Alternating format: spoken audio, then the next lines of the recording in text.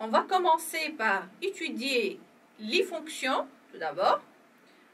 On vous demande, dans une première activité, d'écrire une analyse d'un programme qui détermine puis affiche le nombre de combinaisons de P objets parmi N, avec N et P sont deux entiers naturels strictement positifs. Donc, rappelons que la combinaison de P objets parmi N, c'est égal à M factoriel sur P factoriel fois N moins P factoriel. Donc, l'action ici qui se répète, donc il faut calculer le N factoriel, encore le P factoriel et le N moins P factoriel. Donc, on va résoudre cette activité. Commençons par l'analyse. Donc, le nom, on va donner comme nom combinaison. Donc, le résultat égal, écrire, donc on va afficher la combinaison de P objets parmi N. Donc, pour cela, on va utiliser trois objets. L'objet N et P, ce sont donc les objets N et P, ce sont les deux entiers à saisir. Et l'objet C, la variable C, c'est pour stocker la valeur de la combinaison. Avec C reçoit F1 div F2 fois F3. F1, c'est la factorielle de N. F2, c'est la factorielle de P. F3, c'est la factorielle de N moins P. Donc, on a vu déjà les fonctions prédéfinies. Donc, les fonctions prédéfinies, n'existe pas une fonction nommée factorielle déjà. Donc, c'est nous-mêmes qu'on va développer la fonction factorielle. N et P doivent être deux entiers strictement positifs. C'est pour cela qu'on va utiliser la boucle répétée. N, c'est une donnée, donc donnée un entier. P, donc deuxième donnée, donnée un entier P. Jusqu'à N supérieur ou égal à P et P supérieur strictement à 0. Fin combinaison. Donc, le tableau de déclaration de cette analyse, on a utilisé les objets F1, F2, F3 de type entier. Donc, comme on a déjà annoncé que F1, c'est la factorielle de N, F2, c'est la factorielle de P, F3, c'est la factorielle de N moins P. L'objet C, c'est un entier, donc il représente la combinaison. N et P, encore ce sont deux entiers, ils permettent de saisir deux entiers. Et fact, c'est une fonction qui va calculer la factorielle d'un nombre. Donc, vous remarquez ici qu'on a noté le tableau des déclarations des objets globaux. Donc, un tableau de déclaration des objets globaux, ça correspond au programme qui va appeler la fonction factorielle. On passe à l'algorithme. Donc, l'action 0 de bicombinaison. Répéter, donc on va écrire donner un entier N, lire N. Écrire donner un entier P, lire P. Jusqu'à N supérieur ou égal à P et P strictement positif. F1 reçoit fact de N.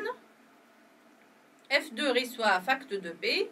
F3 reçoit fact de N moins P. C reçoit F1 div F2 fois F3. Et finalement, donc, on a l'affichage de la combinaison de P objets parmi N égale à C et fin combinaison. Donc, on passe maintenant à définir qu'est-ce qu'une fonction. Donc, une fonction à développer nous-mêmes, c'est un sous-programme qui permet donc de faire un traitement et de retourner un résultat du type simple. Donc, c'est un sous-programme qui retourne un seul résultat du type simple, que ce soit entier, réel, booléen, caractère ou bien chaîne. Donc, ce type sera celui de la fonction. On va voir le vocabulaire et la syntaxe d'une fonction en analyse. Def fn, nom de la fonction, entre parenthèses, la liste des paramètres formels, c'est-à-dire la liste des paramètres utilisés dans l'entête de la déclaration de la fonction. 2 points, le type de résultat. Donc, résultat égal nom de la fonction reçoit le résultat final. Donc, c'est une instruction ici très importante. Sans cette instruction, donc, on ne peut pas retourner un résultat à la fonction. Donc, vous faites attention de ça. Fin fn, nom de la fonction. Donc, en algorithme, on commence ici l'action 0 d'ffn, nom de la fonction. Liste des paramètres formels. Deux points, type de résultat. Donc, on commence les instructions par l'énumération de 1 jusqu'à la dernière instruction. Et toujours, la dernière instruction en algorithmique pour la fonction, c'est le nom de la fonction, reçoit le résultat final. Fin fn, nom fonction. En Pascal, donc function, nom de la fonction. Liste de paramètres formels ici devant être donc séparés par des points virgule. Deux points, type de résultat, point virgule. Var, la déclaration ici des variables locales, c'est-à-dire les variables utilisées localement dans le sous-programme en général et dans la fonction, plus précisément. Begin, donc les instructions. Ensuite, toujours, on a dit déjà que le nom de la fonction, la dernière instruction, c'est nom de la fonction, deux points égale, le résultat final. And, point, virgule, c'est pour annoncer la fin de la fonction. Comme application, donc, on va ici de reprendre l'activité numéro 1. Donc, on va ici décrire comme application directe l'analyse, l'algorithme et la traduction Pascal de la fonction factorielle. Commençons donc par l'analyse.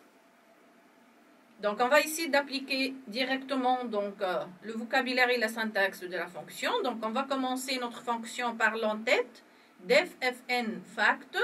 Comme paramètre de cette fonction, elle va utiliser un seul paramètre de type entier. Donc, on va dire x de point entier. Deux points, donc le type de résultat, c'est entier. Donc, le résultat égale à fact. Fact reçoit f. Donc, f, c'est la variable résultat, donc, dans laquelle on va stocker la valeur finale de la fonction. Donc, on va initialiser cette variable à 1. Pour c de 1 à x, faire f reçoit f fois c. Fin pour. Donc, ce sont les instructions, bien les actions qui nous permettent de calculer la factorielle d'un nombre x donné. Fin fact, c'est pour annoncer la fin de la fonction. Donc, les objets qu'on a utilisés ici localement de la fonction sont les objets f et c. Donc, f, c'est un entier. C'est l'objet qui permet de stocker la factorielle d'un nombre donné. Et c, c'est un compteur qu'on a utilisé dans la boucle pour calculer la factorielle de ce nombre. Donc, on va essayer de traduire cette fonction en algorithmique. Donc, deffn fact, c'est l'entête de la fonction. X, c'est le paramètre formel de la fonction. Donc, x de point entier, de point entier, donc le type de résultat. F reçoit 1. La valeur initiale de la variable f, c'est à 1. Donc, pour c de 1 à x faire, f reçoit f fois c, enfin pour. Et fact reçoit f, donc la dernière instruction de la fonction. Donc, le nom de la fonction reçoit la variable résultat, donc dans laquelle on a stocké le résultat final, qui est la variable f. Donc, la traduction Pascal, function fact, x entier, donc le type de résultat, integer, point virgule, var, f et c, donc ce sont des entiers. Begin, f reçoit 1, for c de point égal à 1 to x do, donc l'instruction f reçoit f fois c. Et toujours la dernière instruction, si fact de point égal f. Voilà, donc quelques remarques. Donc, les variables ici, c et f, déclarées dans la fonction fact, sont appelées variables locales. Sont déjà déclarées dans le tableau de déclaration des objets locaux de la fonction correspondant à l'analyse. Une variable locale n'est accessible que dans l'environnement de la fonction, où elle a été définie déjà. Les variables MP, F1, F2, F3 et C sont appelées variables globales. Une variable globale peut être utilisée n'importe où dans le programme, à l'intérieur et à l'extérieur de la fonction. Donc, l'appel d'une fonction figure généralement dans une instruction d'affichage. Donc, on va utiliser la fonction comme étant une valeur d'une variable. Donc, on peut l'utiliser dans une instruction d'affichage. Par exemple, write-ln, fact de n. Ou bien dans une condition, donc if fact de p supérieur à 10, then write-ln, ok, n point virgule. Une instruction d'affectation, donc f1 de point égal à fact de n, avec f1 c'est une variable entière, ou bien dans une expression arithmétique, c reçoit f1 div f2 fois f3. Donc, comment maintenant on passe vers le paramètre donc, de l'appelant vers l'appelé?